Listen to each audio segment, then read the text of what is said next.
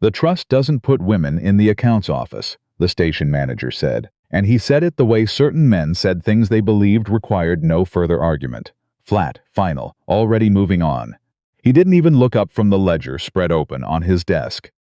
Audrey Cahill set her traveling case on the floor and looked at him directly. "Then it's a good thing," she said, "that I wasn't hired by you." She produced the letter from her coat pocket. 4 days of hard travel had creased it, but the seal of the Dustfall Relay Station Operating Trust was still clear, still official, still hers. She placed it on top of his ledger. He read it. His jaw moved like a man chewing something he didn't intend to swallow. Then he stood and showed her to the accounts room, and he did not say another word about what women did or didn't do. Audrey had expected that. She had learned to expect it. What she hadn't expected, what she never fully expected, even after everything, was how much the accounts room looked like the one her father had left behind. The same papery chaos of a system abandoned mid-thought. The same smell of old ink and something sour underneath. The same feeling, walking into it, of a room that was hiding something it hadn't been asked to hide. Just accumulating secrets the way still water accumulated sediment, without intention, without effort. She set her case down and got to work. Her name was Audrey Cahill. She was 28 years old, and she had been traveling for 4 days from a city in Colorado, where she had spent the previous 2 years doing nothing more useful than surviving. Before that, she had run the household accounts for a federal judge named Cahill, who had been her father, who had been a man of uncommon precision and absolute moral conviction, and who had died in a rented room in a town that wasn't his because someone had used his name on a document he never signed, and the consequence of that document had destroyed everything he had spent his life building. She had seen the forged signature. She had compared it to 30 years of his actual handwriting. She knew what it was.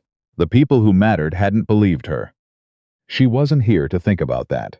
She was here because Dustfall Station was the largest relay hub between the Nevada desert and the California border, handling mail contracts and freight manifests for 18 working ranches and 4 mining operations. And whoever ran its accounts had let those accounts become a disaster, and the operating trust needed someone to fix it. They had found her through a correspondence network she had built carefully over 2 years, and she had accepted without asking many questions, because questions required a future she hadn't been sure she had. Now she had one. It was in a room with too many boxes and not enough organization, and she intended to make it hers.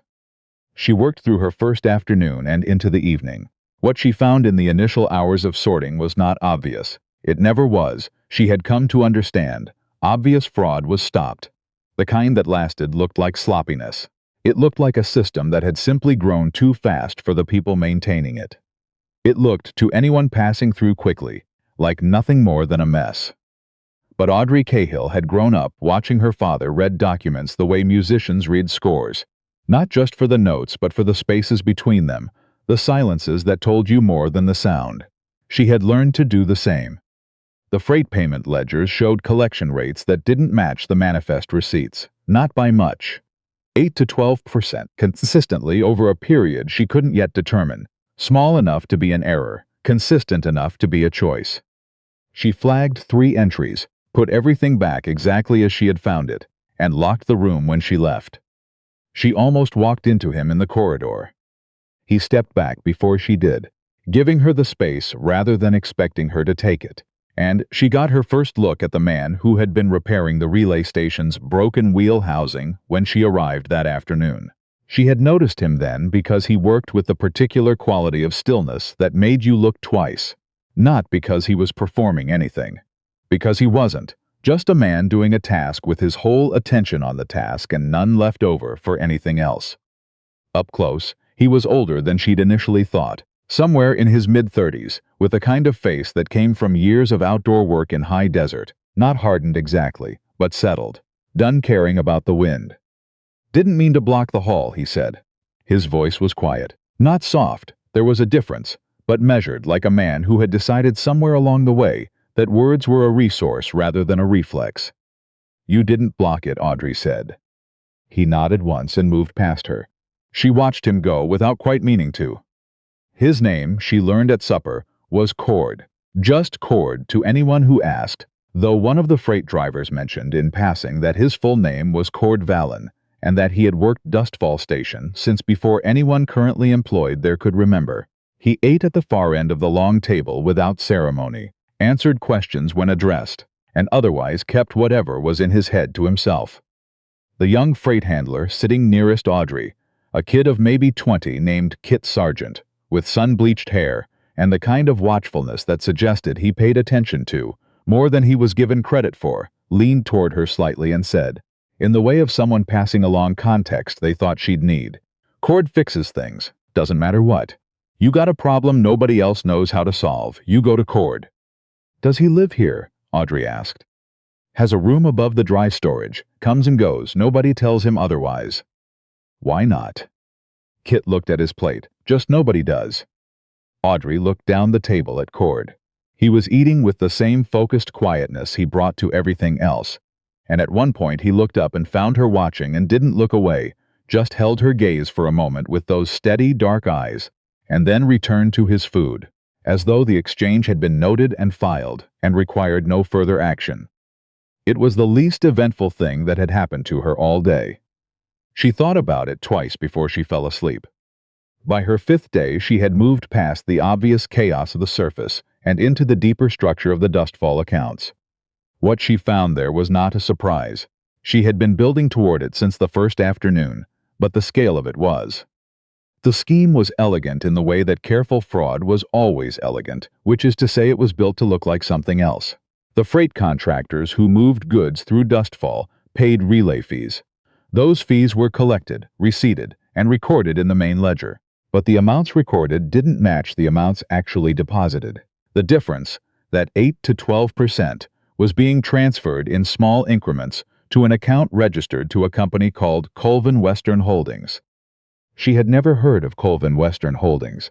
She looked for it in the contract files and found it once, in a service agreement dated 14 months ago, signed by Orrin Briley on behalf of the operating trust. The agreement described Colvin Western Holdings as a logistics coordination partner, entitled to a percentage of relay revenue for route optimization services. There were no services described. There was no evidence of services performed. There was only the percentage, transferred monthly, without fail. She was still sitting with the contract in her hands when she heard boots in the hallway and looked up. Cord stood in the open doorway, not leaning, just present, in the way he was always present, complete and unhurried and difficult to look away from. "Late again," he said. "The mess is bigger than I thought," she said. Then, because she had learned to trust what her instincts told her about which questions to ask. "Do you know a company called Colvin Western Holdings?" Something in him went still, not the stillness of confusion, the other kind. "Where did you see that name?" he asked. She told him. She watched his face while she did. He listened the way he did everything, entirely, without interrupting, and when she finished he was quiet for a moment that stretched longer than a moment usually did. "You should lock that room when you're not in it," he said. "I do." "Good." He looked at the contract in her hands. "Don't put that back in the general files." She held his gaze. "Cord, if you know something about what's happening in these accounts, I need you to tell me now." He came into the room and sat down in the chair across from her. The lamp threw long shadows, and the station had gone quiet around them. The freight drivers bedded down. The horses settled in the relay stable, the desert outside, doing nothing in particular. "Nash Colvin is the man behind the company," he said. "He's based in Sacramento. He holds contracts with 7 relay stations between here and the California border, all of them structured the same way. The revenue skim is one part of it. The other part is what the skim is building toward." She waited. "He's been acquiring land rights," Cord said. "Not the stations themselves, the parcels the stations sit on. Each transfer looks like a standard administrative restructuring. Each one moves a piece of land to a holding company. Each parcel sits adjacent to the last one." He looked at her. "You understand what that pattern makes." She understood. She had seen enough of her father's land documentation over the years to know what a corridor looked like when someone was building one. "The Central Pacific," she said. "They're looking to extend." "The relay road between here and the border is the straightest route through the desert for 50 miles in either direction," Cord said. Land along that route, held in a single ownership structure, is worth 15 times its current value if it's sold to the railroad. The numbers arranged themselves in Audrey's mind with the cold precision of a mathematical proof. The station parcels, the relay road, the railroad, and Nash Colvin assembling the pieces one administrative transfer at a time, each piece small enough to look like nothing. "How long have you known this?" she said. He was quiet for a moment, long enough. "Why haven't you stopped it?" "Because stopping it requires documented evidence that a territorial court will accept. Colvin has legal counsel in 3 different jurisdictions and connections to the county land recorder's office." He met her eyes. A suspicion stops nothing. A case stops everything. She looked at him across the lamplit table. The books spread between them. The contract with Colvin Western Holdings in her hand. The growing certainty that this was not the first time she had been this close to this particular shape of crime. "You hired me," she said. "It wasn't a question." His jaw moved fractionally. "I arranged for the trust to extend the offer," he said. "Through the correspondence network you'd built. I knew your background. 7 years managing accounts for a federal judge. A father who was destroyed by falsified legal documents." He held her gaze. "I needed someone who would recognize what was in these records not as an abstraction, as something they had already lived through." Audrey set the contract down carefully on the table. She stood up and crossed to the window and looked out at the Nevada desert, which at night was an enormous, indifferent darkness that made everything she was feeling seem very small by comparison, and perhaps that was why she stood there for a moment longer than she needed to.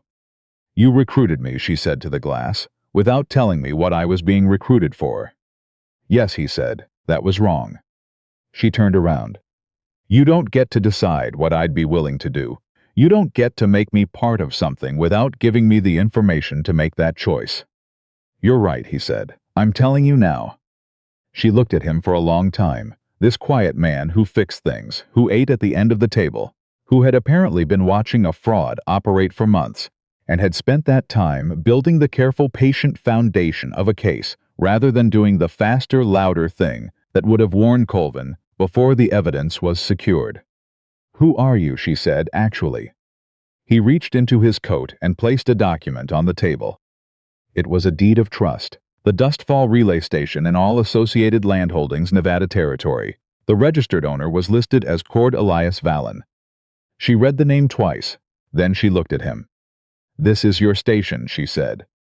"It's been my family's operation for 22 years," he said. "My father built the first relay structure here when this was open territory. I inherited it when he died 6 years ago." "And you've been working it," she said, "as a repairman." "I've been working it the way I know how to work it," he said, "the way he did. When I came back from San Francisco 3 years ago and found what Colvin had put in place, the management structure, the contracts, the skim, I understood immediately that announcing myself as the owner would accomplish one thing. It would give him time to move everything through his legal contacts and disappear the paper trail before I could document it." The fire in the small iron stove had burned low. Neither of them moved to tend it. "So you waited," she said. "I worked," he said, "and I watched, and I arranged for someone with the right training and the right understanding to come here and build the case that I couldn't build alone." Audrey looked at the deed in her hands. Then she looked at this man who owned the station and the land, and had spent 3 years eating at the end of the table, with the freight drivers, and fixing broken wheel housings in the cold, because that was what the situation required, and he was not the kind of person who put his own comfort ahead of what the situation required. She thought about her father, about the forged signature, about the 3 years she had spent being told she was wrong about what she had seen with her own eyes. "What do you need from me?" she said. Something in him shifted, not relief, something quieter than relief. The posture of a man who has been carrying something at considerable effort and has just been told he doesn't have to carry it entirely alone. "Everything in those accounts," he said, "documented, cross-referenced, irrefutable." "How long do we have?" "Colvin visits quarterly. He's due in 11 days. If he arrives and finds the accounts under serious review, he will remove what he needs to remove and the case goes cold." She thought about the scope of what she'd already found and what she knew remained. "I need access to everything. Every document you haven't shown me yet. You'll have it. She picked up her coat. One more thing. The Colvin Western Holding Service contract, the one Briley signed.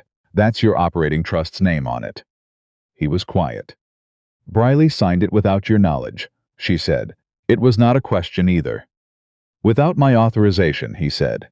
Under the representation that it was a standard vendor arrangement. I didn't see the actual document until 2 months after it was filed. She understood what that meant. Colvin has a document with your trust's authorized signature establishing his company's legitimate claim to relay revenue. He'll argue the arrangement was consensual from the beginning. Yes, Cord said, that's his insurance. Then everything that came after that signature has to be so thoroughly documented that the court can see the original agreement for what it was. Not consent, manipulation. She looked at him steadily. I can build that argument, but I need you to understand something first. He waited. I'm not doing this for you, she said. I'm doing this because the freight contractor's being skimmed. The families trusting those relay contracts deserve someone to fight for them. The same way nobody fought for my father. The lamp flame held steady. Outside, the desert was vast and cold and completely silent. I know, Cord said quietly. That's why I asked you. She went to work. She worked with a methodology she had built over years of managing her father's chambers. First the full inventory, then the chronological sequence, then the slow and exacting work of comparing records against each other to find where they diverged. She kept everything locked in the case she had brought with her, the only container in the room, under her sole control. She was 3 days from what she needed when Kit Sargent knocked on the account's room door before breakfast with 2 mugs of coffee, and the expression of someone who had not come for the coffee. He set 1 mug down and looked at the ledgers spread across the table. Some of the drivers are saying you work for Colvin, he said. That Briley brought you in to clean the books before an inspection. Audrey looked at him directly. I work for the station trust, she said, not for Colvin. But you were hired through. I was hired to document the actual financial state of this operation, she said. The real numbers, not the version that's been presented to the people who contract through this station. She held his gaze. Kit, has your pay ever been shorted against what your freight contract specifies? He was quiet for a long moment. Then they told us the rates had been adjusted. Market conditions, trust authorization. You have your original contract. He did. He had kept it the way people kept things they didn't know they'd need, but couldn't bring themselves to discard. She found his entry in the ledger and held the book so he could see it. He read the original figure, then the reduced figure. His face went through several things in quick succession. That's my money, he said. Yes, she said, and I'm building the documentation to prove it. He looked at the books. Then he looked at her. Does Cord know? He asked. She noticed the certainty with which he asked it, as though Cord's knowledge was the relevant variable, as though this 20-year-old freight handler understood instinctively that the quiet man who fixed things was the axis around which the important questions turned. Yes, she said, he knows. Kit nodded slowly. What do you need from us? She told him. He left without finishing his coffee, moving with the particular directness of a person who has made a decision and is no longer uncertain about any part of it. By evening, she had 11 sworn statements. By the following morning, she had cross-referenced every statement against the corresponding ledger entries. By afternoon, she was binding the complete document set when Cord appeared in the doorway. Briley saw Kit collecting statements from the drivers this morning, he said. He sent a telegraph an hour ago. Audrey set the documents down. Colvin, she said. Most likely.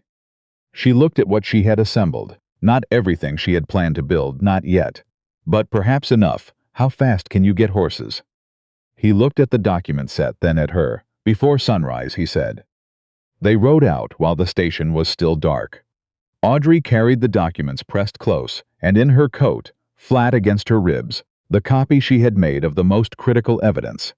Because she had learned from her father's case that original documents were the difference between an argument and a fact, and she was not going to arrive at a territorial court with only arguments.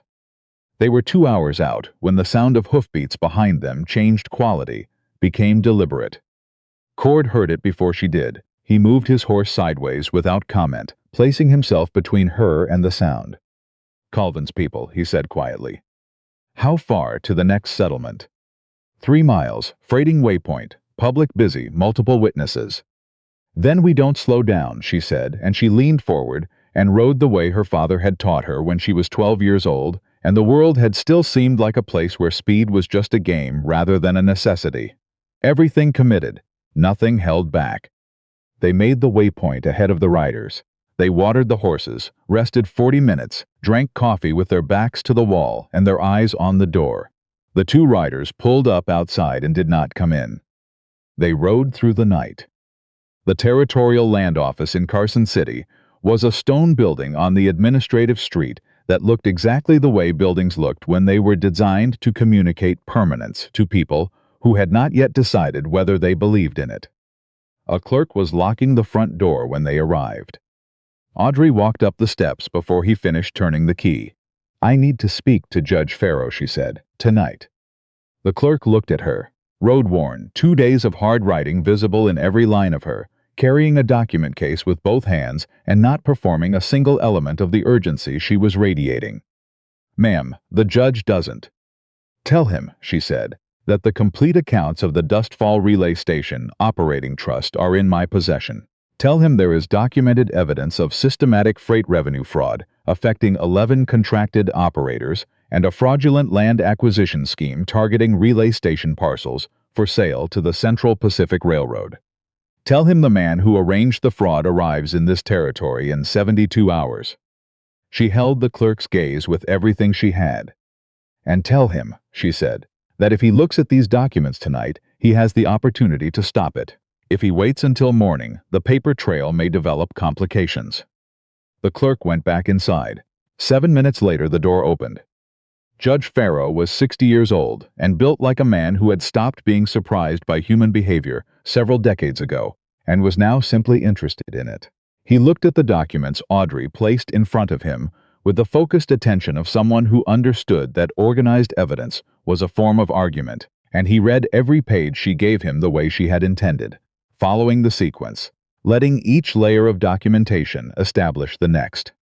He asked 4 questions. She had anticipated all 4. When she placed the Colvin Western Holdings service agreement on the table, and he read Briley's signature, his jaw tightened in the specific way of a man whose patience with a particular type of behavior had been tested one time too many. "The skim is the funding mechanism," Audrey said. "The land transfers are the goal. Parcels transferred to date represent a strip from the eastern approach of Dustfall Station to the Nevada-California border corridor. What Colvin is assembling has direct railway access value. Conservative estimate, $40,000 to $60,000 at current rail expansion rates." Farrow set down the documents and looked at her. Then he looked at Cord, who had sat in the chair against the wall throughout, present, quiet, not inserting himself, simply holding the space around her. "Mr. Vallon," the judge said, "the trust is yours." "It is," Cord said. "The service agreement bears your trust's authorized signature," Cord explained. "The sequence of misrepresentation, the single document obtained through misdirection, the pattern of everything that followed, none of it bearing his signature again, because genuine authorization would have required him, and genuine authorization was the one thing the fraud could not survive." Farrow listened to all of it. "I'm issuing an emergency injunction tonight," he said, "freezing all Colvin Western Holdings transactions involving Nevada relay station properties pending investigation. Every parcel transfer associated with Dustfall Station is frozen from this moment." Audrey let out a breath she had been holding for approximately 11 days. "The man himself." "Warrant will be drafted before I leave this building," Farrow said. "If he enters the territory, the marshal's office will know it." He looked at the complete document set, squared neatly on his desk. "I've been on this bench for 19 years, he said. "I have seen a number of fraud cases come through this office." He tapped the documents. "This is the most completely assembled private fraud case I have seen. You built this in under 2 weeks." "I knew what I was looking at," Audrey said. "You knew," he agreed. "That's the part that matters." He reached for his pen. They were standing on the office steps when they heard horses coming up the street. Not 2 this time, but several.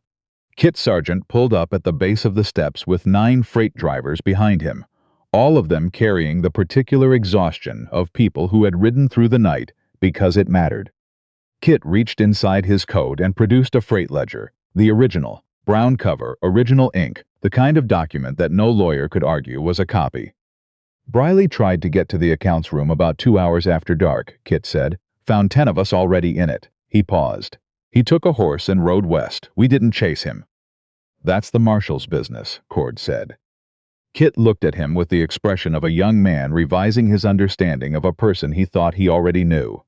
The drivers were saying, on the ride over, that you own the station.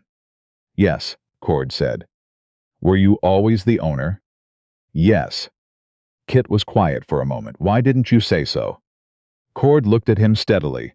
Because a man who announces what he owns before he's earned the right to be heard usually loses both. Kit turned this over. He looked at the ledger in Audrey's hands. He looked at the land office building behind her. Then he said, simply, all right. The word carried everything he wasn't saying. The process of adjustment, the decision about whether what he'd learned made a person larger or smaller. From the look on Kit Sargent's face, he had decided it made Cord larger.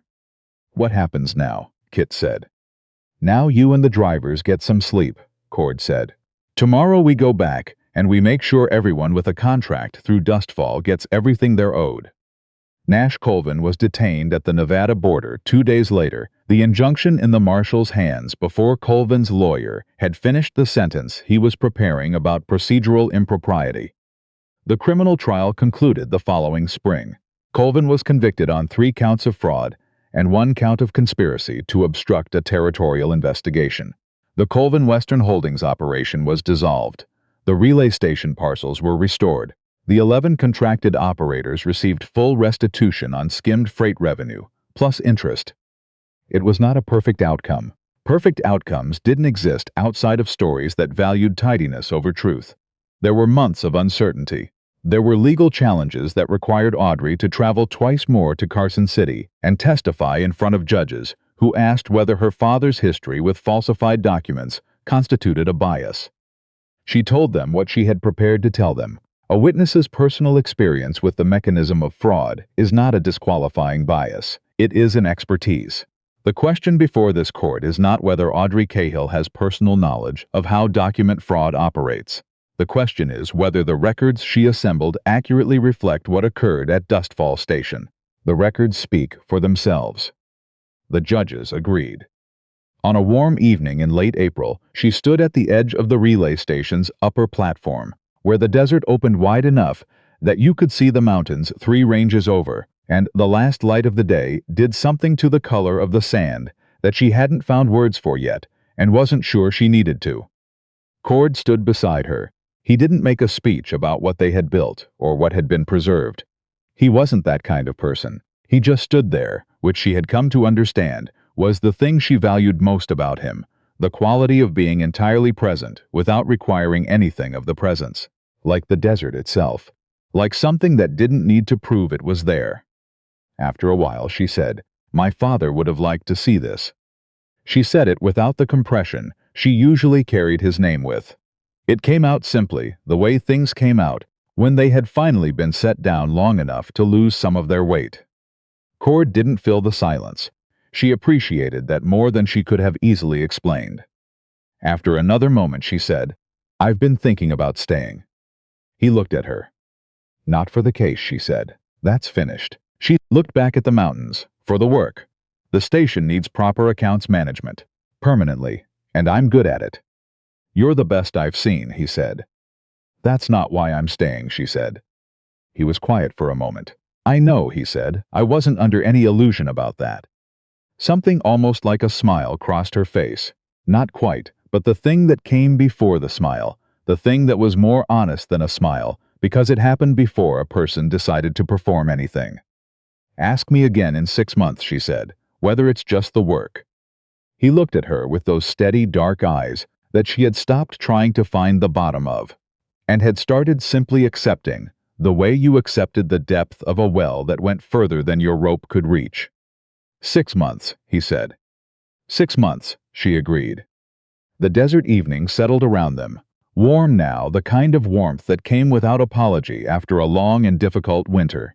The relay station below them moved through its evening rhythms, horses and freight, and the unhurried sounds of a working operation doing what it had always done, would go on doing, now without the slow theft running underneath it like a rot in the foundation.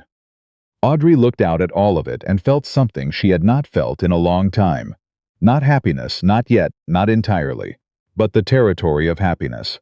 The ground floor of it, the place where a person stood and understood that the floor was solid and the walls were real and what was built here was built to last. She had arrived with a traveling case and a refusal to be turned around at the door. She had found, as she always found when she looked closely enough, that the records told the truth if you knew how to ask them. And she had found, unexpectedly, the thing she had stopped expecting. A man who had wanted her here not for her silence, but for exactly who she was. Someone who had already lived inside the worst thing, and come out the other side still paying attention. That was enough to build something on. She intended to find out what.